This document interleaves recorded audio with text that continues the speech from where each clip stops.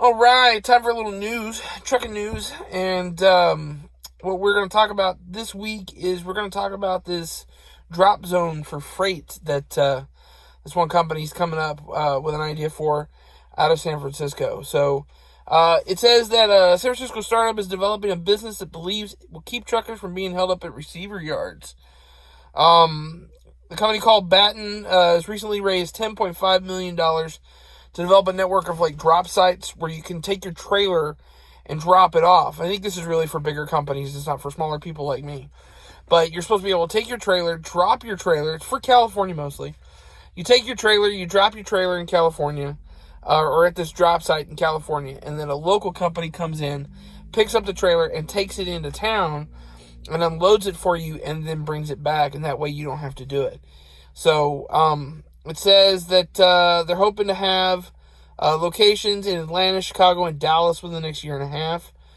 Mostly it's drop zones, and there are already several drop zones in Los Angeles. And the company plans to have Atlanta, Chicago, and Dallas for the next year and a half. It's trying to develop 24-hour drop zones. Local fleet of trucks would then head to the drop zone, collect the freight, haul it to its final destination. It does say in here that, it's mainly for bigger trucking companies and everything. It said this is a way of streamlining the unloading process, could also help reduce time wasted, carbon emissions, and even increase driver wages.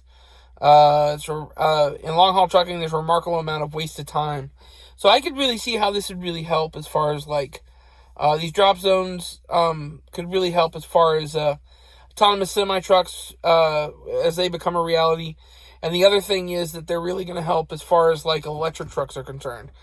This is where, I know I talked last week or about I'm not going to tell you where I'm in, by the way. I'm in a secret location. That's for next week's video.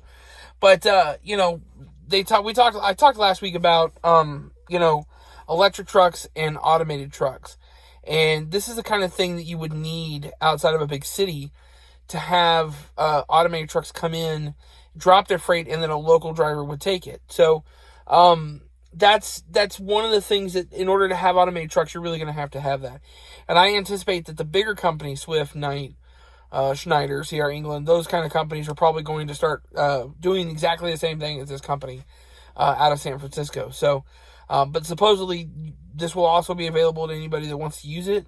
I guess, depending on how much you want to pay, you bring your truck, trailer in, drop it off with them. They're going to take it and drop it off at the warehouse, and I guess you would sit, or if you had another trailer available, you would take it to if you're an over-the-road trucker, you would take it, drop it off, drop your trailer off, pick up an empty, and go back, or a loaded trailer going back the other direction. So, I can really see how that would really help.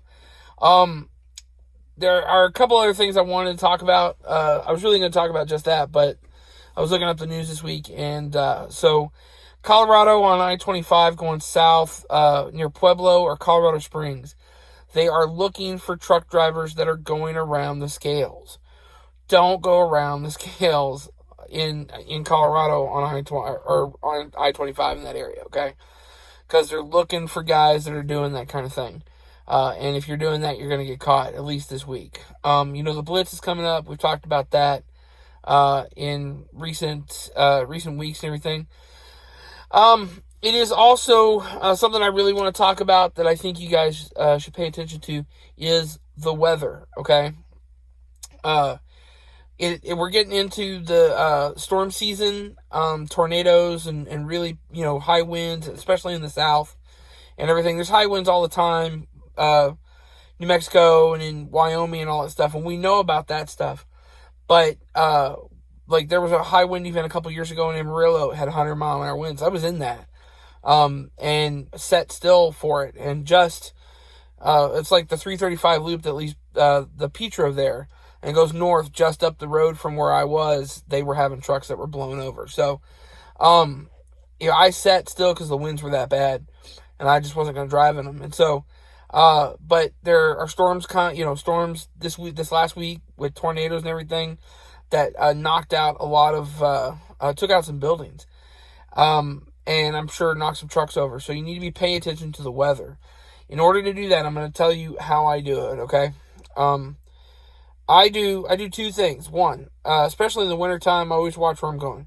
I have WeatherBug, Oh, you can't see that. Sorry. You can't see where I'm at. Hold on. Let me find. So, we will do this one. Okay. I have WeatherBug. And so, on WeatherBug, the one thing I like about WeatherBug is that it gives you can pick the location. So, if you look here, nope, can't show you that because it'll show you where I'm at. But up here, if you click on this, you'll be able to pick the location of where you want, and then it gives you everything.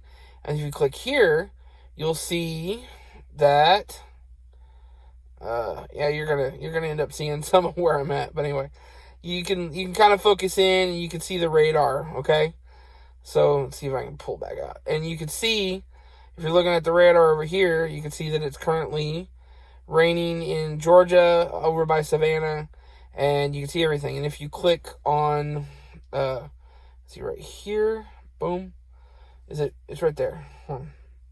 It's hard to do in the reverse, so you can see it gives you your options as far as everything's concerned. You can get your alerts right here, and then you just click the X here. It's hard to do it in reverse. You can see what the alerts are here. So here's a severe thunderstorm warning. Here's a flash flood warning in that area. Up here you have lake wind advisories and flash flood warnings. And if you go further up where it was doing winter weather, you're going to have other stuff. So here's flood advisories. You can see hyperlogic, whatever that means, statement, which I think that has something to do with the ocean, if I remember correctly. I looked it all up. But anyway, so there's the severe thunderstorm watch, so on and so forth. So that's one of the things I use, okay? The other thing I use is pretty easy, and that's just simply the National Weather Service, okay? What I like about the National Weather Service, I'm going to turn this on its side here. Okay, look here. Boom. The National Weather Service gives you a huge map of everything, of the entire United States, okay? And it shows you everything that's going on in the United States. So if you look here, pink, that pink is usually a fire weather watch. So we go down here, look at pink. Here is red flag warning, okay? That means there's a lot of high winds in this area. There's a lot of high winds in this area right here, okay? There's some high winds down in this area and everything. Well, that's not what I meant to do. You can't touch it and do that. Over here, you've got green. That green right there is, what that is like flood warnings and everything. And then over here, you got some more wind advisories and stuff like that. It gives you advisories for off the coast and everything. Here's Alaska. Here's Hawaii. Not that you have to worry about Hawaii or anything. Down below is a key. It gives you all the lists of everything that's going wrong and everything. So just keep this in mind as you're watching this. I know yesterday when I looked at it over here in this area right here, they were under a tornado watch. So and that's yellow. It was on here. Well, I guess they only add it when so this basically has all the stuff on it that is going on the screen right now. So keep that in mind. Now, if you click on it, so let's click on, for instance, we'll click on Amarillo area, okay? And, well, that's Lubbock. So it gives me the temperatures in Lubbock for today, tonight's forecast and everything. It gives me the current over here on this side. And then if you go down, it'll tell you what's going on. So you have red flag warning, you have high wind warning, you have wind advisory, you have high wind watch, you have fire weather watch, you have hazardous weather outlook. So we'll click on the hazardous weather outlook, and that'll tell us what's going on as far as the hazard. And I'm doing this all on the screen, so it's backwards to me. It says Northwest Plains area. What does it talk about? It says this hazardous weather outlook is for portions of, I can't understand what that word is. Anyway, north and central New Mexico, day 1, this afternoon and tonight. Let's see. No hazardous weather is expected. What are they talking about here? Days 2 through 7, Monday through Saturday. A red flag warning. So it's just talking about like all that stuff. But anyway, keep that in mind as you're going around the country on a regular basis, okay? As you're going around the country on a regular basis, you can check for winter weather using that stuff and everything. That's what I do. I check for winter weather all the time, especially during the winter, and during the summer I keep an eye on it to see whether or not I have to deal with anything.